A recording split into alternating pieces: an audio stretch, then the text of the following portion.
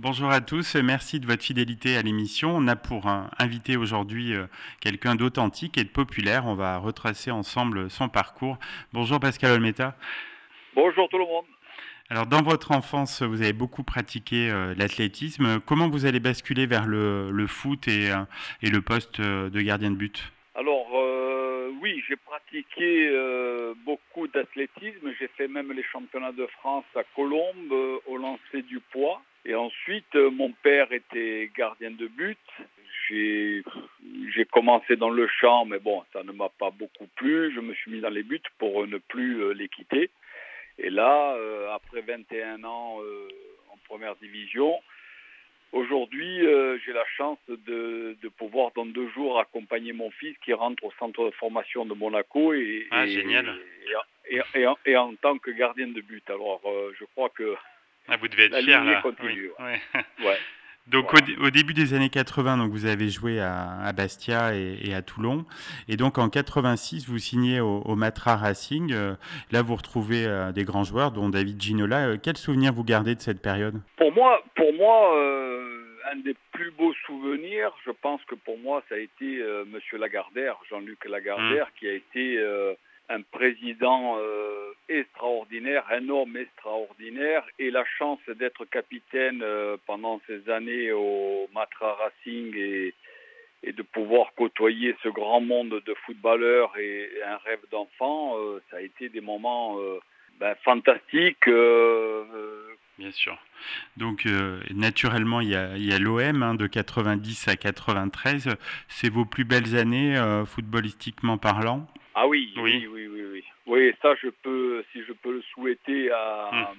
à tous les jeunes qui rêvent de devenir footballeurs, rien que de plus beau que de jouer à Marseille. Bon, et en plus, on a connu les 3 plus belles années où on a tout Ouais, gagné. tous les titres, oui. Une finale, Hmm. bon, celle que j'ai perdue au penalty en 91 et celle qu'on a gagnée en 93, bien Donc à sûr. l'été 93, qu'est-ce qui vous fait signer à l'Olympique Lyonnais malgré votre attachement à l'OM?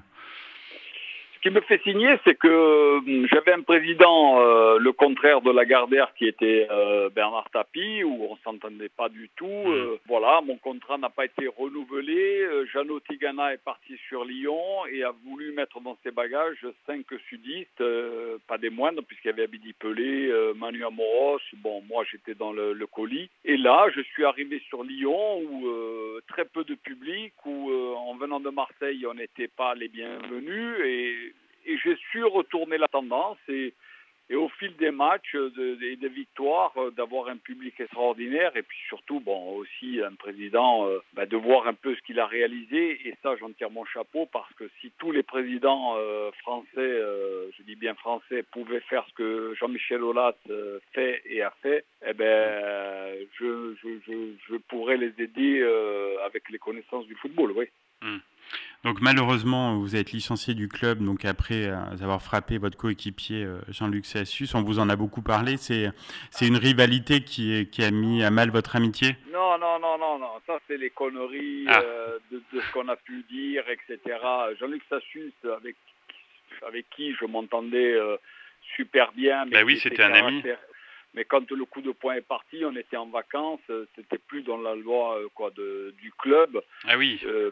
puisque c'était un 21 décembre, match fini, puis j'ai une pensée pour lui, parce que bon, entre-temps, il nous a Il est quittés. décédé, oui. Voilà, mais entre nous, à part ce coup de poing et puis tout ce montage qui a été fait derrière, voilà, on ne va pas en reparler, mais c'était un mal pour un bien, puisque bon, on voulait que je sois président à l'Olympique Lyonnais, les banderoles et puis le public voulaient ça. Mais comme là-bas c'est particulier, comme l'autre enfoiré de Bernard Lacombe a tout fait pour virer Hmm. tout le monde au fur et à mesure, et puis année après année, cette enflure, Hmm. voilà, je le dis, et je le C'est dit. répéterai comme je lui ai dit dans sa gueule. Hmm.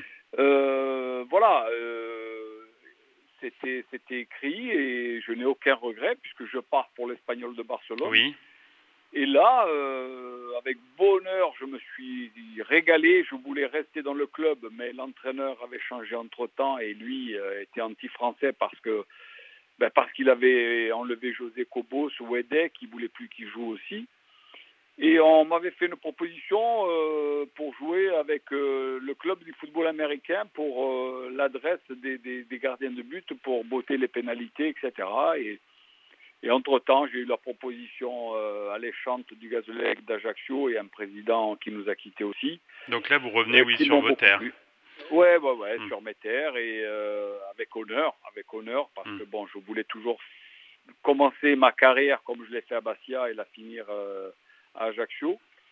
Et ça a été extraordinaire, puisqu'entre-temps, j'ai passé mes diplômes et je pense que la carrière était bien remplie. Je le souhaite à beaucoup de monde. Absolument. Donc, vous avez vraiment marqué le football français. Et alors, curieusement, sans avoir joué en équipe de France, c'est quelque chose qui vous a manqué?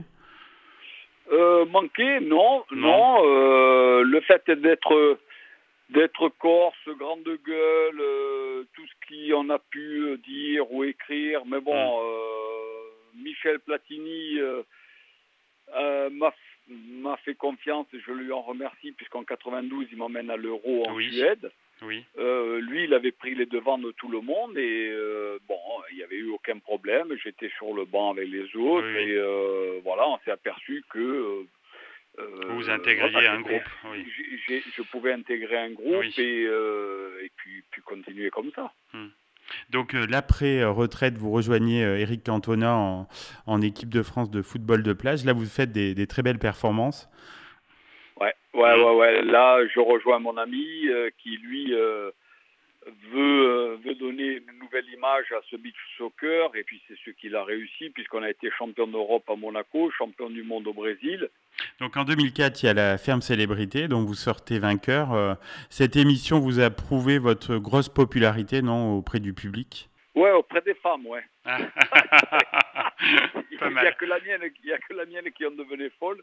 Oui. Puisque bon, c'est vrai que cette émission, je pensais rester que une semaine, voire 15 jours. Et puis pour finir, je fais les 10 semaines. Je gagne pour l'association que je défendais à l'époque. Et c'est vrai que les gens qui me connaissaient dans le football m'ont connu autre que footballeur et ça a beaucoup plu. Tout le plus important, 15 ans que mon association Un sourire, un espoir pour la vie fait rêver les familles et les enfants. Oui, j'allais vous en parler. Quels sont les objectifs de cette association ? Tout simplement, et essayer de ne pas être un dieu parce qu'on n'y arrive pas malheureusement, essayer le bien-être, enlever le poids journalier pour les parents, d'être à leur côté, de s'occuper de ce qui est le plus dur, c'est l'argent. L'argent qui fait que des fois on ne peut pas voyager, on ne peut pas emmener son enfant où il faut, on ne peut pas réaliser leurs rêves. Et moi, grâce à mes amis footballeurs et rugbyman, j'organise des événements chaque année, dont celui qui va arriver en septembre, fin septembre à Bordeaux, pour récolter des fonds, pour être toujours là et répondre présent à toutes les familles, parce qu'on a beaucoup de demandes. Est-ce que vous avez d'autres projets pour la rentrée à côté de l'association ? Oui, alors c'est une première. J'ai été pendant 21 ans acteur, j'ai fait du théâtre, si on peut dire, et là, on me propose une pièce de théâtre. Ah, génial. Alors voilà. C'est un scoop. Oui, c'en est un, oui, parce que personne ne le sait. J'espère que ça va rester que dans votre petite région. Oui, sur l'Auvergne, mais bon, il y aura des podcasts qui pourront être écoutés ailleurs. Oui, après ça va aller vite, mais l'Auvergne, que j'adore. Oui, on allait vous demander, parce que vous adorez votre Corse, mais est-ce que vous aimez l'Auvergne aussi ? Oui, énormément, les Auvergnats. Mais en plus, la France est belle. On a cette chance de pouvoir d'avoir un pays magnifique et de pouvoir aller où on veut, quand on veut. C'est des grosses richesses. Bon, la Corse, c'est une île qui est extraordinaire, mais bon, c'est français comme de partout et on est heureux quand on a nos amis, les touristes qui viennent nous rendre visite et ça vit un peu plus, quoi. Tout à fait. Eh bien, un grand merci Pascal pour cet entretien vérité. On n'en attendait pas moins de vous et c'était vraiment un très bon moment. Merci encore. Eh ben, merci à vous. Et puis, vous avez eu un scoop dans pas longtemps. Vous verrez les affiches. Eh ben, on va suivre ça. Ah ben, on vous attend, hein, on vous attend. À Pas de bientôt. Hein. problème. À bientôt. Allez, portez-vous bien. Merci, vous aussi.